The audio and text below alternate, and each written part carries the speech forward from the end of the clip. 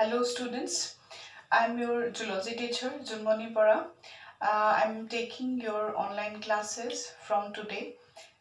In the zoology first chapter in the HS first year book is Animal Kingdom. So let's just start with the Animal Kingdom. So before coming to the Animal Kingdom, first of all we should know about the animal. So first we'll see introduction point of the Animal Kingdom.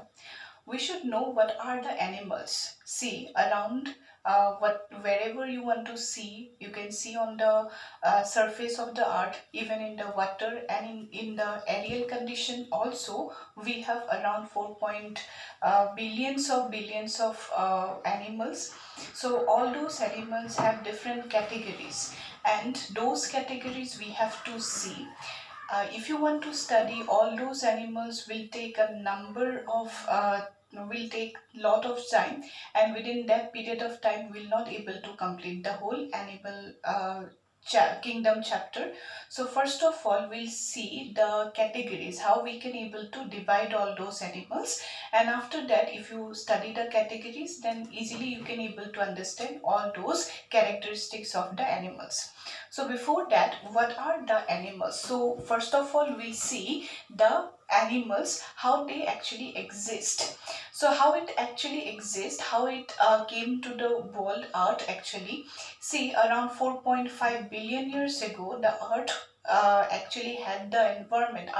Earth was originated, and after that gradually the condition for the development or origin of the animal came. First of all, the earth condition was very hot, and at that period of time their oxygen was not present.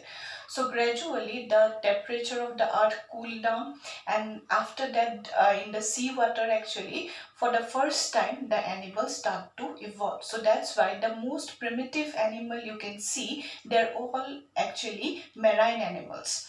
So whenever evolution took place and animals start to complex their organization, become more developed and complex, then gradually from the marine or aquatic animals they become terrestrial. So just see what are the characteristics of animal. So what are the characteristics? First characteristics, if we see, if I give you an example, this is amoeba. So this animal, this organism, is it an animal or some other group type of organism? See, if a organism to be an animal, to be called as an animal, it has to be multicellular always. So remember, always all of the animals, they are multicellular. Second point, in case of all the animals, they need to have heterotrophic mode of nutrition. See, in case of animals, they have to be heterotrophic. So what is the meaning of heterotrophic nature? See, in case of animals, we cannot produce our own food. We have to take the food from the other organisms. It may be herbivorous or carnivorous, but then also we have to depend on some another organism to get the food from other organism. To get the food actually from different, it can be herbivore also, we can consume a carnivore also, we will get the energy. So that's why we are heterotrophic animals. Like the autotrophic animals like plants, we cannot produce our own fruit. So that's why we are going to have heterotrophic mode of nutrition. Next one, we animals are holozoic. Holozoic means what type of organisms, they are holozoic. See, all of the organisms, we animals actually take the whole food into our mouth, and whenever we take the food into our mouth, then after that it will start to undergo the process of digestion. In the process of digestion, we'll take the food into our mouth, and by a process of digestion, absorption, assimilation and digestion, we can get the energy from the food. So that type of nutrition, that is holozoic mode of nutrition. See, in case of animals, we need to have growth. So growth is a very important factor which actually divides us from the non-living organisms. See, we animals, as we are getting the food for our own processes, we need to grow our size. So in case of animals, they always grow in size. So right from the birth up to a certain period of time, due to the different conditions, we have hormonal regulation. Under the influence of numbers of hormones as well as our metabolism, we grow in our size. So that type of condition we show actually as a living condition, we have growth. Next condition, in case of animals, we show locomotion. So what is locomotion actually? Locomotion means we change our position from one location to the next location. In case of animals, we can change our location. We will move according to our will from one location to the next location for the search of the food, or maybe to protect ourselves from any type of predators. So that type of condition where we can change our location but with the help of numbers of locomotory organ, that is known as locomotion. So in case of other organisms, numbers of organisms, even if you see the plants, generally in case of them we will not able to see the locomotion. Yes, in case of plants also they have locomotion. They will have locomotion, that means movement of the roots also, that is against the light, and their leaves will move towards the light. But it is not like us. In case of human or in case of other organisms also, we have locomotory organs. We have, in case of numbers of animals like fishes, they have fins. In case of us, we have legs. In case of birds, they have the wings, with the help of what they can change their location in search of food also. In case of suppose some predators are trying to catch them, they can protect themselves also from predators with the help of locomotion. And because of that, numbers of organisms develop numbers of locomotory organs. Next, very important characteristics, that in case of all of the animals, we have sense. See, a very important characteristics of animals, that we can able to communicate with the environment. Communication means, in case of us, if suppose some touch us, we can able to understand with the help of the sense, or we have the nervous regulation. So with the help of the nervous regulation, we can able to communicate. If somebody talks to us, we can reply to them. If suppose there is a food is being cooked, we can able to smell it. If we want to talk, then we can able to talk. So what are these? These are actually the different senses. So in case of animals, we have the sense, or we have nervous regulation also. So this is the nervous regulation. Next one, in case of animals, we have metabolism. Metabolism means, in case of all of the animals, we can consume food, we will have respiration, the oxygen break the food, and gradually this type of metabolism occurs, because of what the heart will beat, the kidney will excrete, then after that we will have blood that will run inside the blood vessel. We can able to have sense, we can able to breathe, because of what? Because of metabolism. So we have metabolism, and metabolism is a very important factor in case of animals. Next one, in case of us, we have respiration. That means, in case of animals actually, we have aerobic respiration. So aerobic respiration means we take oxygen, and after oxygen that enters inside our lung, then after that the blood will take this oxygen, and after that it will go to the blood vessel. Then after that RBC will take this oxygen, then after that this oxygen will enter inside the cell, and cell will take this oxygen, break this food material, and after that produce energy. So in case of animals actually, we have aerobic respiration. In some another type of organism, they can have another type of respiration too, like they can use carbon dioxide, that is known as anaerobic respiration. The last characteristics of the animal, that is reproduction. see what about reproduction, that every animal have these characteristics, have its own characteristics to produce their own offspring. So what happens in case of animals? In case of animals, the male and the female gametes are produced in male organism and female organism. Then after that it undergo fertilization, and after that it produce the offspring.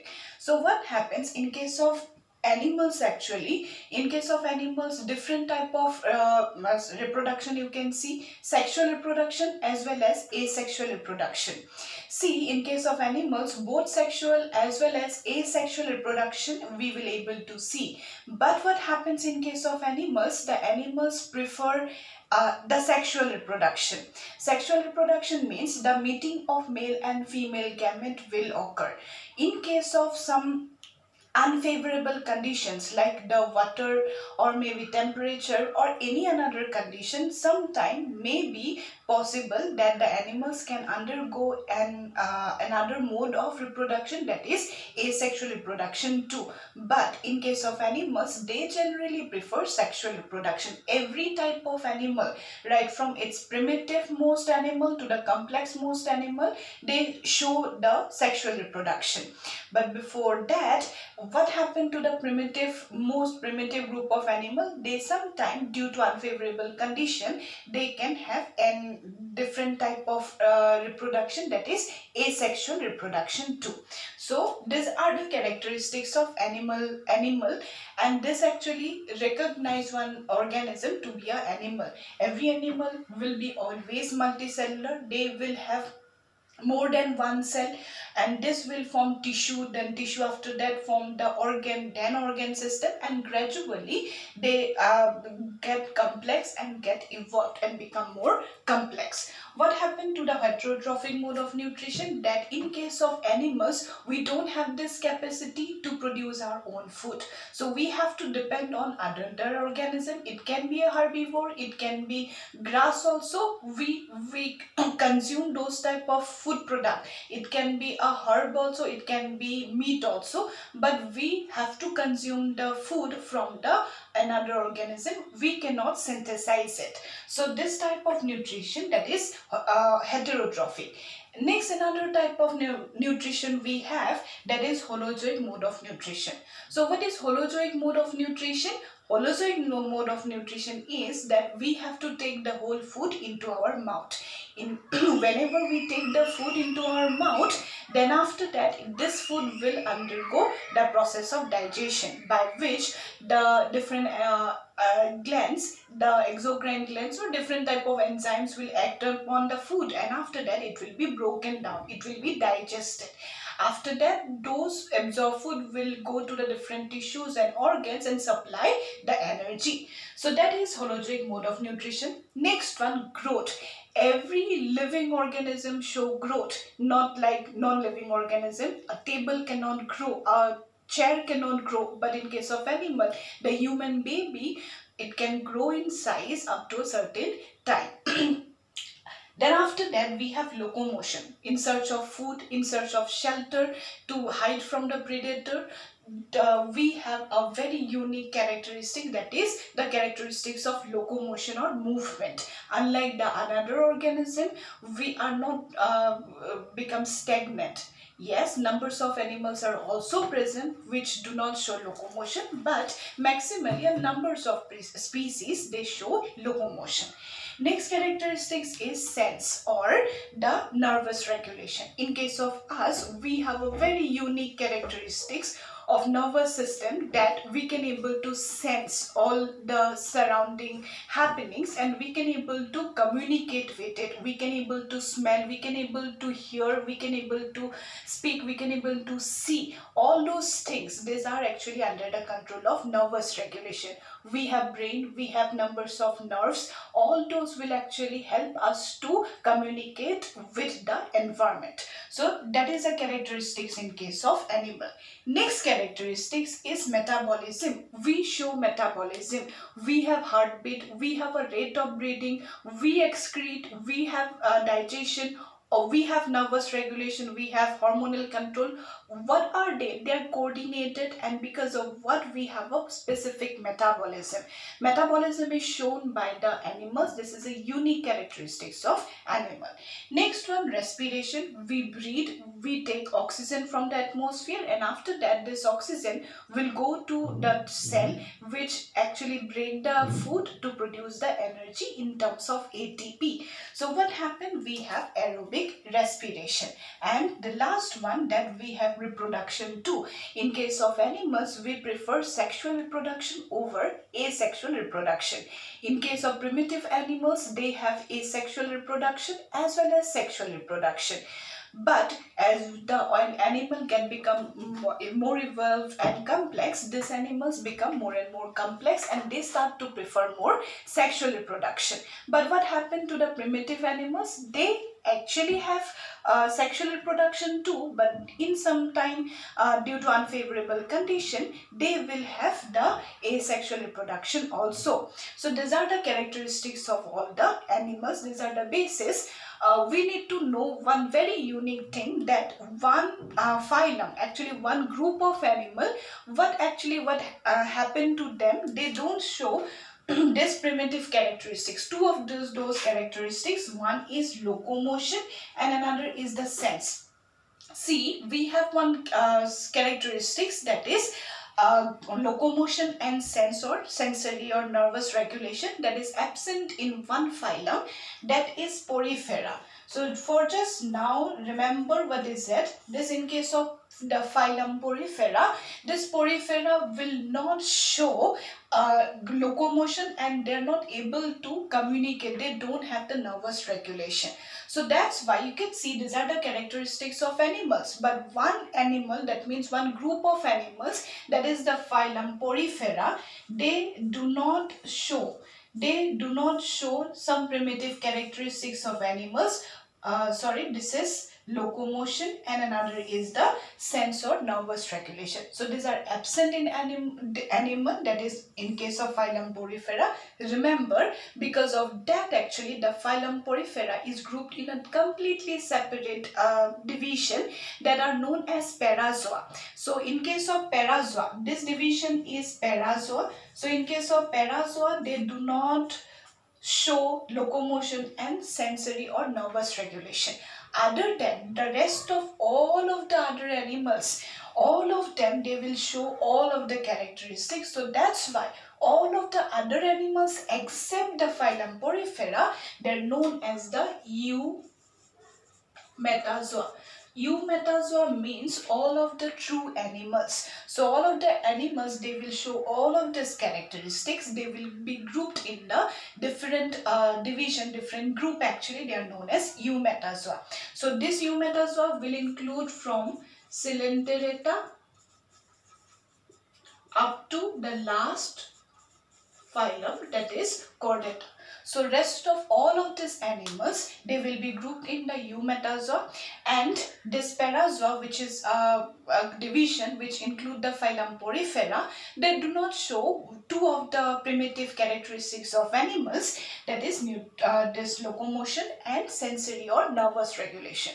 So that is all about the introductory class. Hope you have understood all these things. In the next video, we will see basis of classification. What is all that basis of classification? Thank you.